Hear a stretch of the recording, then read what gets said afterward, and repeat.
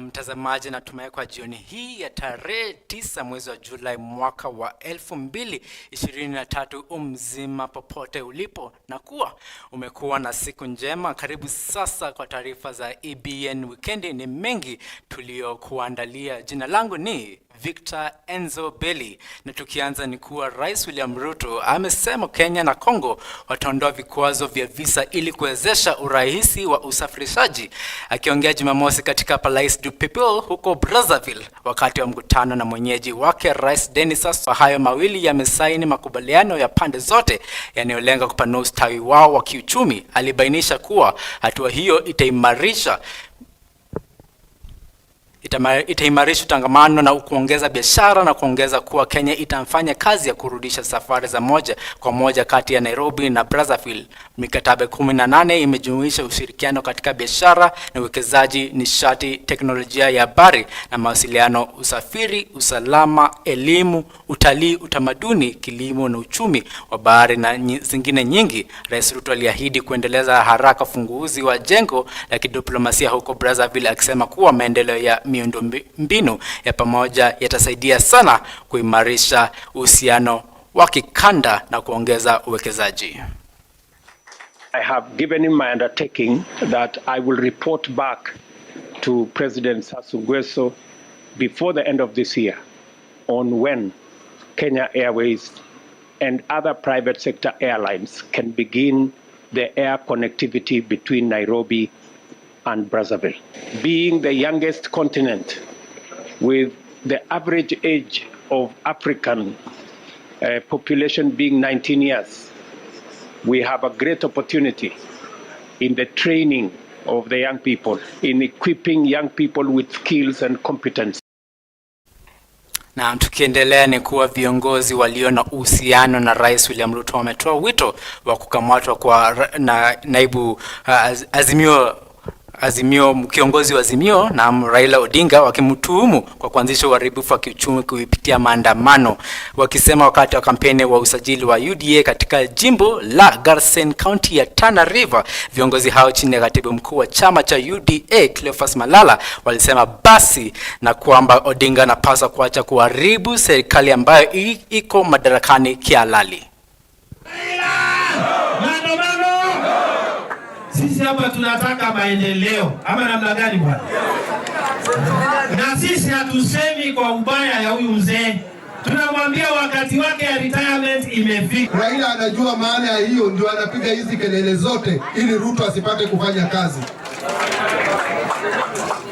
Na wakati watakuja kusema tunataka signature ya kumfukuza Ruto, fukuzeni hawa. Sisi tumependa kuambia Raila, William Ruto is here to stay until 2032.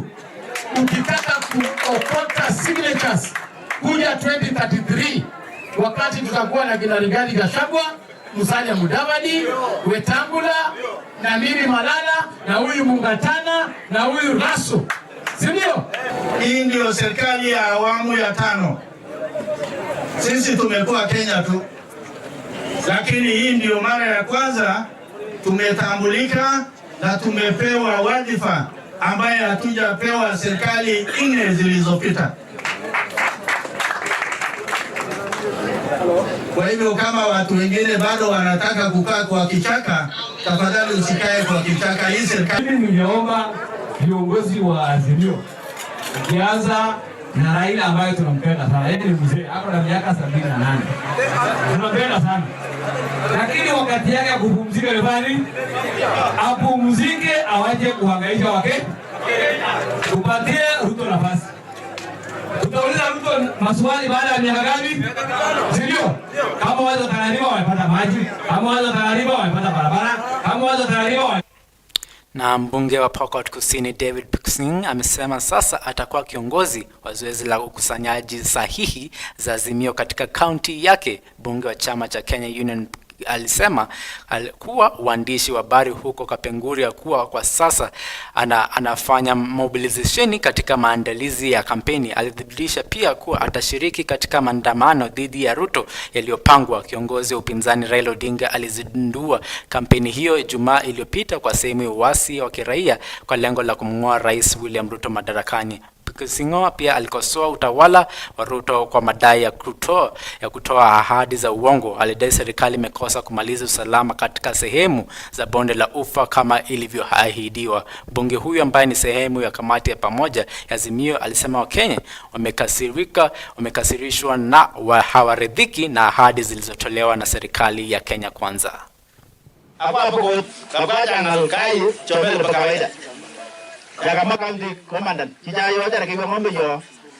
I want to tell the people of Kenya to watch the people who are being bought left, right and center to sell the rights and defense of the people of Kenya and their constituents. And that is why we are saying, and I'm saying from where I sit in Kapenguria, we are going to join in the collection of 10 million signatures. Yes, to send a message. If you buy parliamentarians and few parliamentarians the way you have owned up, you will not buy the people of Kenya. Na Waziri Mkuu Musalia Mudavadi amelani maandamano ya kila wiki yaliyoitishwa na upinzani. Mudavadi anasema upinzani ukiongozwa na kiongozi Raila Odinga anapaswa kukubali ukweli kwamba kipindi cha uchaguzi kimekwisha na sasa ni wakati wa kufanya kazi. Mudavadi ambaye alikuwa akiongea katika kijiji ya Ugiyo, jimbo la Kolomani, Kakamega, aliwaonya dhidi ya maandamano haramu, akisema serikali haitakaa kimya na kuangalia wanafanya vitendo vitakavyosababisha madhara kwa kawaida ya nchi. Alisema ni busara kwa uongozi wa Azimio kuelewa na kukubali ukweli kwamba kiongozi wao Rais mstaafu Uhuru Kenyatta alimkabidhi madaraka Rais William Ruto. Ndugu yetu hawa wengine wanazidi kusema namna gani. Mimi niliwahi kutembea na Uhuru, tukaenda na yeye Nigeria, tukakutana huko. Nikakutana na Uhuru tukiwa Bujumbura kwa mambo ya kuleta amani katika eneo hii. Na Uhuru akasema mimi nilipeana ushukani. Si ndio yeye mkubwa wa Azimio? Na anasema yeye alifanya nini? Sasa wewe mkubwa wako alipeana ushukani, akapeana fimbo, akapeana sword, akapeana katiba, akasema huyu ndio mshindi. Sasa yani Uhuru alikuwa na shida gani? Na yeye ni rais ambaye amestaafu. Yeye kutambua kwamba anapeana mamlaka kwa yule alishinda, si hiyo sasa ni jawabu kubwa kwa watu wa Azimio kwamba msipoteze wakati, kwa sababu mkubwa wenu alitambua kwamba mshindi ni William Samoei Ruto na akapeana. Sasa hii ingine yote ni sarakasi. Baada ya kupitishwa kwa mswada wa fedha ambao umesababisha gharama za maisha kuongezeka, serikali imekabiliwa na madai ya ukaguzi wa mishahara kutoka kwa vyama vya wafanyakazi kadhaa nchini kote ili kuwalinda kutokana na athari za sheria mpya za kodi. Chama cha kitaifa cha walimu nchini Kenya kimeanza kudai ukaguzi wa mishahara. The Salaries and Remuneration Commission stopped us from negotiating anything monetary in 2021. But now that it lifted the caveat about negotiations, we are out and we have written to Teacher Service Commission and have given them 14 days to bring us to table so that we start review of the non-monetary CBA that we signed in 2021. We cannot forget that the economic situation in this country is so biting. And that is why we need to sit again with TSC. Na kwa habari mengine ni kwa kikundi cha wanawake cha Girl Child Warriors kimechangia leo hivi vyakula na nguo vyenye thamani ya shilingi 200,000 kwa ajili ya kuwategemeza watoto wachanga na wazazi wa uguzi katika gereza la wanawake la Lang'ata.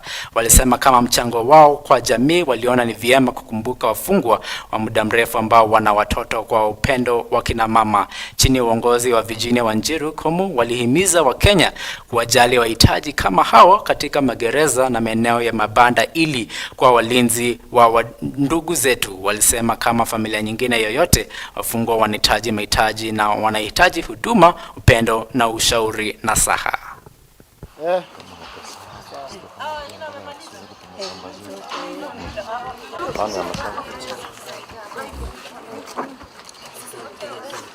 Kwa majina yangu naitwa Virginia Wanjiru Komo. Nashukuru Mungu ni kwa sababu ya siku hii njema ambayo ametuamsha tukiwa na amani. Tuko mahala hapa ni kwa sababu ya kufanya kitendo ya huruma, kwa sababu ya wamama ambao wamekuwa kwa kifungo hapa kwa muda mrefu, na wengine wako na hata watoto wandogo na wako katika msimu huu, mkiangalia ni wakati wa baridi sana. So tumekuja hapa na ili tuweze kutenda kitendo cha huruma kwa sababu ya maisha yao. Hiki kikundi kinaitwa Girl Child Warriors, ambao tuna matumaini ya kuenenda katika Kenya mzima, tukiangalia wamama haswa wenye wamefinyilika na watoto wa yatima. Target yetu ni kuwasaidia. Tunaweza kosa kuwa pengine hatuna uwezo mkubwa, lakini tunawapelekea vipawa na kuwa console, kuwaongelesha, kuwapea maneno ya kuwapatia hope. Wako innocent, wengine wako guilty, but in everything lazima tukue watu wenye wanakuja kuwapatia hope na pia encouragement. So tukaona ni msimu wa baridi na vile uchumi iko saa hii, kila mtu analia. Tukaona with whatever small we have, ile kitu kidogo yenye tuko nayo, tukuje siku ya leo, we share with them. Tukue na wakati mwema na wao, we fellowship together, tukue na kushare hata neno la Mungu pamoja. Yes, that is why tumekuja. Kwa wazima. Sasa tuko wazima, Madam Anna.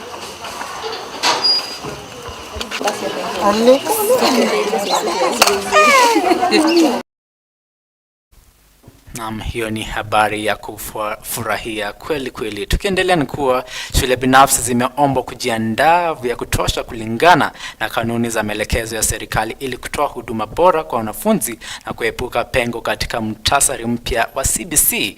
Hii ni kauli ya mkurugenzi wa elimu wa kaunti ya Nairobi, Bibi Margaret Lesuda, aliyetembelea shule ya City Rose Academy wakati wa siku yao ya wazi. Margaret aliahidi kushughulikia shule za msingi binafsi zisizo na uwezo, kwani serikali itafunga baadhi ya shule hizo za kibinafsi hivi karibuni kwa kushindwa kuzingatia maelekezo ya serikali kuhusu miundombinu na mwongozo unaohitajika katika taasisi za kujifunza. Margaret alihamasisha shule binafsi na za kibepari kuendelea kuboresha viwango vyao na kutoa ada za shule nzuri kwa wazazi ili kupunguza msongamano unaojitokeza katika shule za Nairobi. Aliendelea kuhamasisha ushirikiano kati ya shule za binafsi na za umma katika maeneo yoyote ili kusaidia kutatua tatizo la msongamano.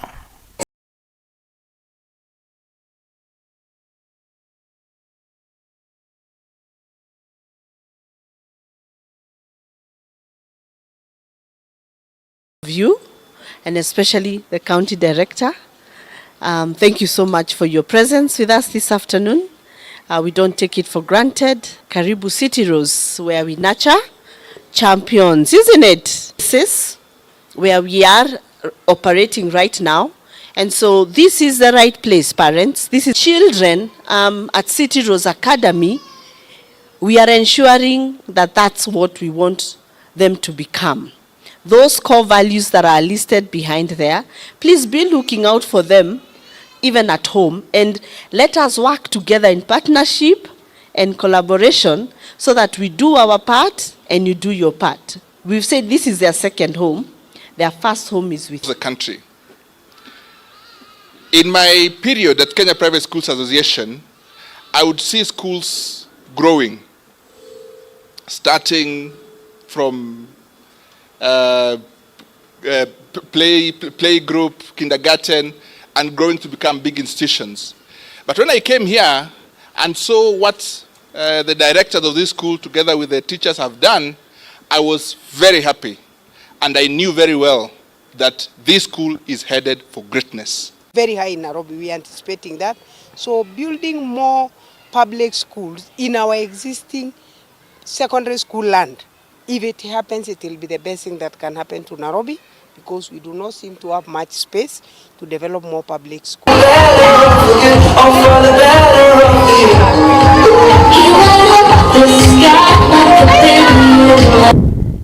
Na kama njia moja ya kutoa fursa za ajira kwa wahitimu wa vyuo vikuu mamia ambao hawajafanikiwa kupata fursa za ajira, shirika moja limeanzisha mafunzo kupitia ufugaji wa nyuki na kilimo cha michicha ili kuwawezesha. World Vision, shirika lisilo la kiserikali, limeanzisha mafunzo kwa zaidi ya vijana 100 katika Chevia katika jimbo la Lugari, kaunti ya Kakamega. Akizungumza wakati wa mafunzo hayo, John Kariuki, afisa mkuu wa shirika linaloshughulikia majanga katika eneo hilo, alisema kuwa vijana wengi wamehitimu katika fani tofauti.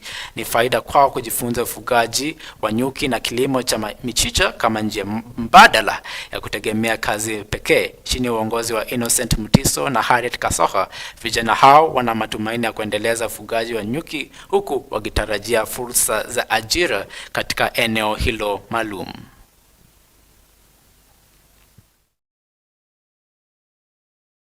First of all, tulikuwa tunaenda kwa children's home, tuna organize tournaments za youth.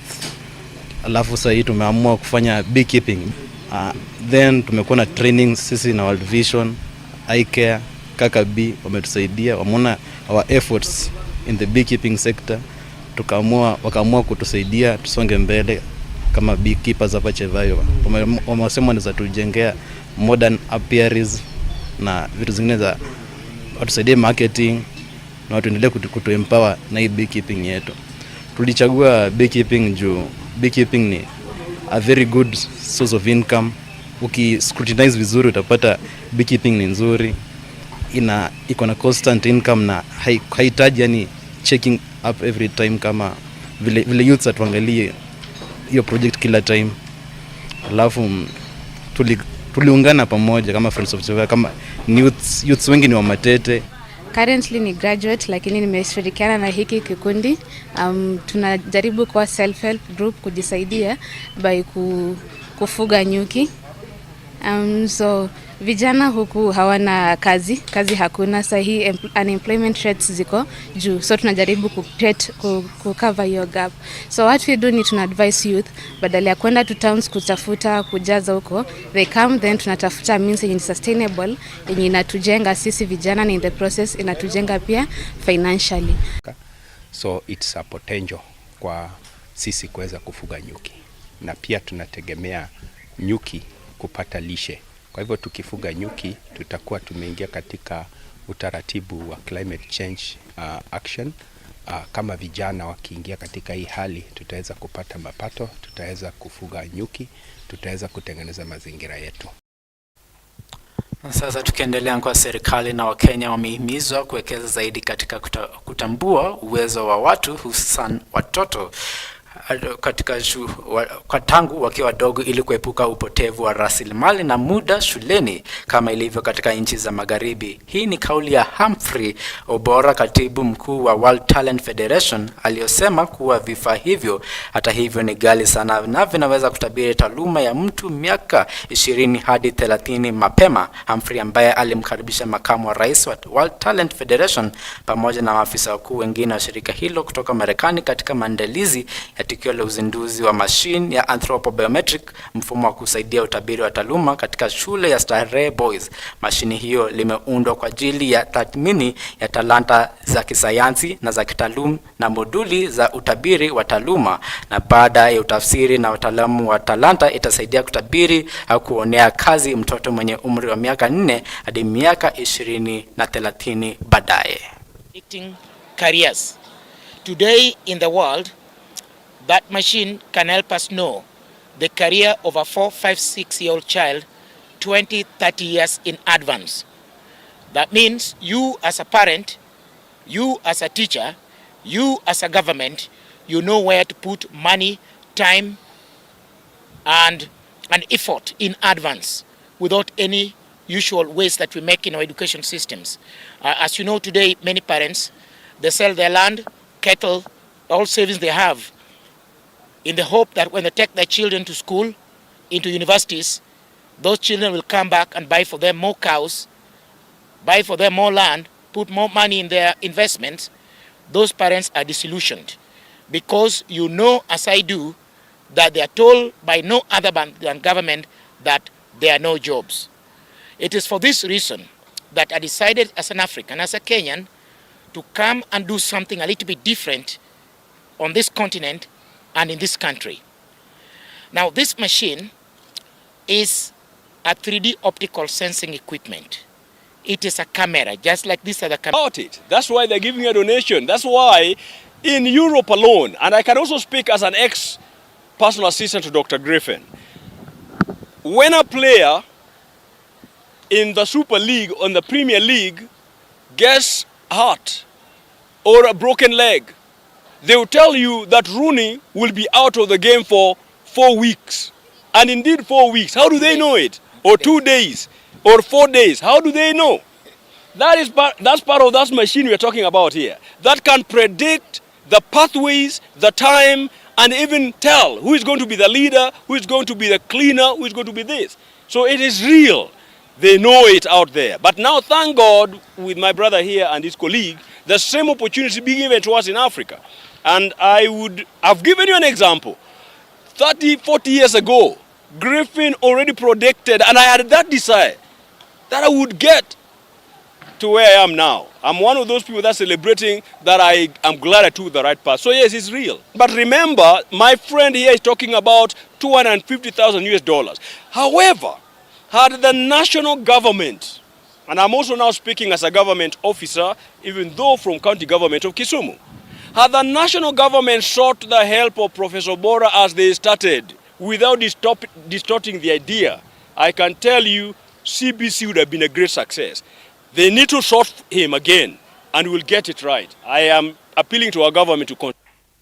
Na sasa kwa habari za kutatanisha ni kuwa mazingira bado yanabaki kuwa tete eneo la Teran katika Baringo Kaskazini baada ya mtu mmoja kuuawa kwa kupigwa risasi na wengine wawili kujeruhiwa kufuatia shambulio la washukiwa wa majambazi wakati wakirudi nyumbani Alhamisi usiku. Tukio hilo limechochea timu za usalama kutoka Elgeyo Marakwet na Baringo kuandaa mkutano na wakazi ili kuepuka shambulio hilo la kulipiza kisasi. Sasa wakazi wanalaumu vyombo vya usalama kwa kushindwa kukamata washukiwa ambao walikuwa wameokolewa hapo awali katika hospitali ya rufaa ya Aiten, na tangu wakati huo amejipanga upya na kufanya shambulio la kushtukiza kwa jamii jirani. Bonde la Kerio limekuwa na utulivu kwa hali ya kawaida kwa kipindi cha miezi 3 baada ya watu wengine wawili kuuawa eneo hilo. Wakazi wenye hasira wanadai serikali imekosa kumkamata mshukiwa ambaye anatembea eneo hilo kwa uhuru akitoa vitisho kwa wale wanaomkabili. Children are left orphans. Umaskini, watu wamechukua ng'ombe ya watu, wamechukua mbuzi ya watu. Watu wameishi maskini sababu ya watu. Hii si banditry tena. Hata kama huyo brother yangu angeuliwa angekuwa na ng'ombe, tungesema walikuwa wanataka ng'ombe. Hawakuwa wanataka mtu. Sasa yeye alikuwa na nini? Ameuliwa juu ya nini? Sisi kama serikali tumesema tunataka wananchi waishi vizuri.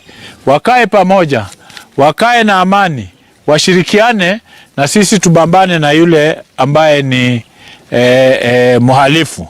Ndio maana leo pia tuko na kamati yetu ya Marakwet, tumewaita wakilishi kuweza kujadiliana ni namna gani ambayo tutafanya ili vitendo kama hivi visiweze kurudiwa. Tumewapatia serikali wiki moja wahakikishe ya kwamba wale kenge 5 ambao wanakaa hapa rural Elgeyo Marakwet, watu ya Elgeyo Marakwet wote wengi ni wazuri, lakini hii criminal siko hapa. Serikali wafanye kitu kwa kipindi ya siku 5, tunataka tusikie wameshikwa au wamewawa.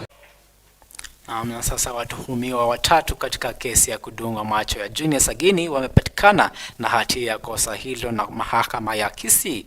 Hakimu mkazi mkuu wa Kisii Christine Ogweno alimkuta kibibi wa Sagini Rael Nyakerario, shangazi yake Pacifica Nyakerario na binamu yake Alex Ochogu na hatia ya kusababisha jeraha la mwili halisi. Kosa lilifanyika kati ya Disemba tarehe 13 na 14 mwaka wa 2022 katika kijiji cha Ikuruma, wilaya Marani. Walakini hukumu ya kesi hiyo iliahirishwa hadi tarehe 21 Julai mwaka huu. Ogweno alisema watatu hao walitenda na kushirikiana katika kosa hilo na hivyo kuwafanya wawe na hatia sawa. Hakimu pia alibainisha kwamba mtuhumiwa mkuu Alex Ochogu alikiri mbele ya mama yake kabla ya kusaidia kuficha kitendo hicho.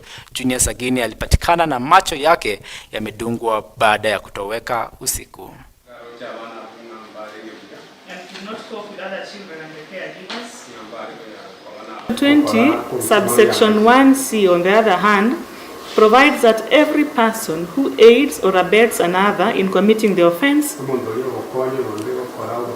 is deemed to have taken part in committing the offense and to be guilty of the offense and may be charged with actually committing it. Aiding and abetting means to assist in the commission of a crime or to be an accomplice. The Court of Appeal in John Ouma Awino and another versus Republic held that the elements of the offense have been variously expressed but encompass proof that the person knew that his acts would assist the commission of the crime by the perpetrator or the